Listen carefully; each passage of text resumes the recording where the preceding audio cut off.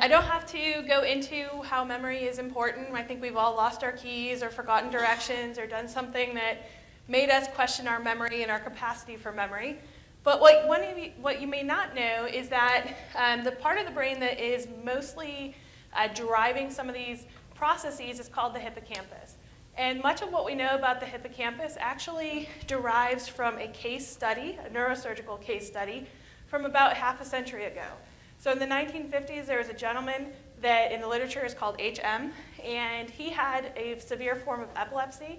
To correct that epilepsy, they decided to remove both of his hippocampal formations on either side of his brain. Much of what we did at that point was look at the cognitive deficits that created and assume that they originated from the hippocampus.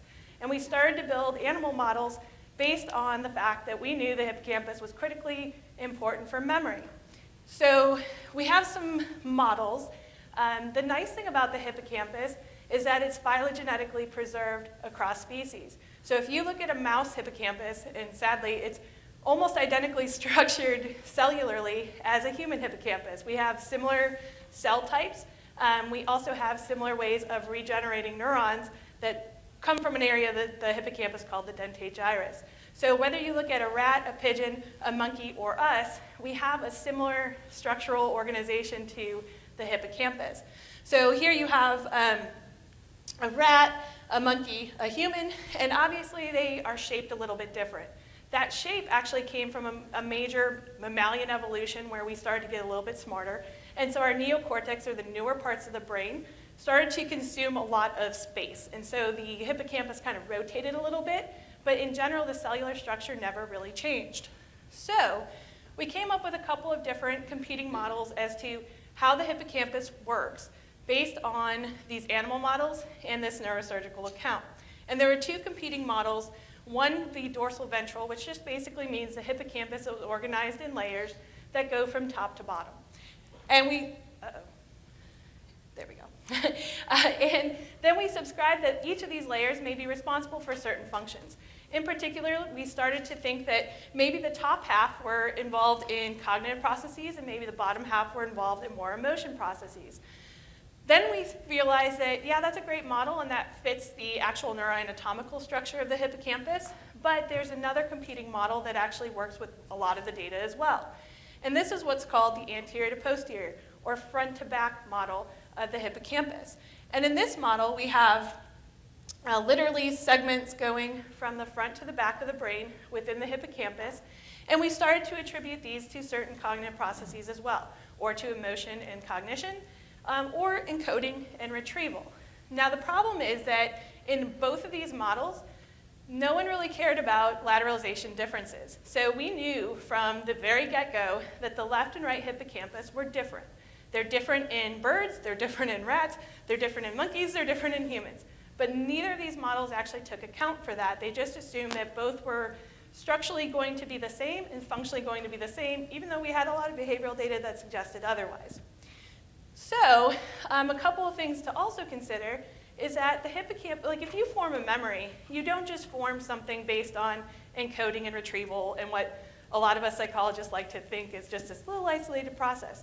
You have sensations, you have perceptions that all go into forming that memory. So the hippocampus, although it is functionally dependent, or memory is functionally dependent on the hippocampus, it's not the only thing that it does. And so a lot of research neglects the fact that the hippocampus is involved in so many other processes. So that's one problem. Another problem is that we have this phylogenetically preservation, and it's there for a reason. If we don't have something that's working, then evolution would eventually have gotten rid of it. So we know that this layer approach has something to it. But we also know that there's that front to back organization that seems to be so prominent that we can't ignore it. And finally, this lateralization issue is always present, but not really addressed in the literature too well. So which model is right? And this is where we started to leverage the resources that we have here at Auburn to try and uncover how the hippocampus is actually functionally organized. And so we used a couple of different approaches, so a multimodal approach. One was just looking at big data resources. So we have neuroimaging databases out there that compile information from thousands of studies.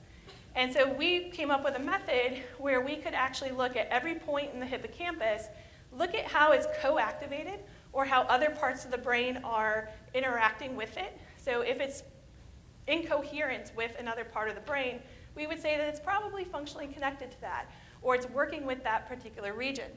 And so we were able to develop a model of both the left and right hippocampus based on these co-activation patterns. And these, again, are not from individual studies. These are from all the studies in the literature. So on the left side, so if we're looking up here, the hippocampus functionally just segregated itself into 3 compartments. So that was great. And they were in this anterior to posterior direction, which fit one of our hypotheses. On the right side, it was a little bit more ambiguous, which we were kind of excited about, kind of not because we really wanted to figure out how that was organized as well. But it does lend itself to the conclusion that these are probably very different in terms of their organization. So one of the advantages to using big data is that then you can go back to the studies and say, well, what were the studies actually looking at? So when these 2 regions were interacting and when they were in sync, what types of studies were activating that? And so we were actually able to label these different segments and figure out what they actually did. So we came up with kind of functional labels for each of these different segmentations. The nice thing is we also have real data. So this is where we did some high-resolution imaging using our 7 Tesla scanner and looked at how each of these segments related to the rest of the brain. And what we found was really supporting what we had determined based on big data. In other words, each of these segments had different connectivity patterns that supported the functional labels that we had given them. So the important thing here is that you see some blue blobs and some green blobs and some red blobs, and they're not really overlapping that much. So that was more support, and I didn't show the right side because it gets really messy really quick, but the left side, we had really good converging evidence that this is probably a true segmentation.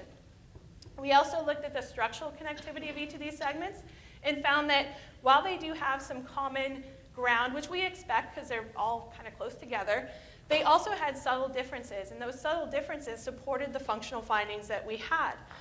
In addition to that, we wanted to look at right versus left. So we knew that the right and left hippocampus seemed to have different functional properties, and so we took a peek at that. And here, these are just connectivity maps for the left and right. The important part here is yellow means that they're overlapping or sharing those connectivity patterns. Where you see orange and red are where they're different. And you'll see that there's a lot of orange and red. So we knew that not only do they have these neurofunctional topographic differences based on big data, but our real data is also supporting that these are just functionally different. They're activating differently. What we did at that point was we had all this data. Part of it was from our what we call coactivation-based parcellation, which again is big data. And then we had task-based fMRI. So functional neuroimaging allows us to have people actually do tasks in the scanner. Those tasks can be memory-based, and those tasks we know activate the hippocampus. So we looked at how the hippocampus was actually segmented by clustering it with its real activation patterns in our awesome undergrads. And so we found that if you look at these data, these were just based on real fMRI data during a task. It was a face matching task. And you can see that it's very, very similar to our meta-analytic results, which were also based on different tasks. However, where the story gets really interesting is that when we looked at how the hippocampus was working when it was just at rest, so we just had people lay at rest in the scanner, not doing anything, what we found was that there's actually a dorsal to ventral organization. So now it switches into layers. And so this was really interesting because here's our structural atlas. So that means that's just anatomical data. And so our resting state actually matches closer to the structural data, which would explain why we have this dorsal to ventral organization, because at rest, our hippocampus seems to like that. That's how it operates. When it's called upon or asked to go into action, it turns into this gradient. And there was recently a study that came out in 2014 that showed gene expression among these different areas. And it supported the same exact thing. This was actually in a rat. But you can see that there's still this layering, but there's still sort of this anterior to posterior gradient. So where do we go from here? Well, our original study used a resolution of 0.85 by 0.85 by 1.5. So this is a 1.5 resolution. What this means is that in the direction of dorsal to ventral, it was 1.5 millimeters. When you do it at 0.85, that's the resolution. So there's a huge difference. And so what we're going to do now is say, well, we didn't have great resolution in the dorsal to ventral regions, so we're going to go ahead and do our imaging so that we have great resolution in all those directions. So just to wrap up, I know I'm out of time. That thing was screaming at me. So we have really pretty structural images. So these are at 0.2 millimeters. And we're going to start to overlay our functional maps onto the structural. Just a little tidbit, hippocampus actually means seahorse in Greek. So that's where you get that. It took me years to figure that out in terms of like how it ever looked like a hippocampus, because nobody shows you this in the textbook. They just show goofy ones. We're also doing functional spectroscopy to see if the neurometabolic contributions from these different regions are going to show up. And so the next steps, we're going to try and see if the anterior to posterior gradients are identifiable within the layers that go dorsal to ventral, and try to apply some of these models to disorders and diseases that have the hippocampus implicated in their pathology, so stuff like post-traumatic stress disorder or epilepsy. So the answer is, can we do all this? And it's stay tuned, because we're working on it. So thank you all for your attention. And I just wanted to thank all my collaborators and awesome colleagues that participated in getting this talk together. So thank you.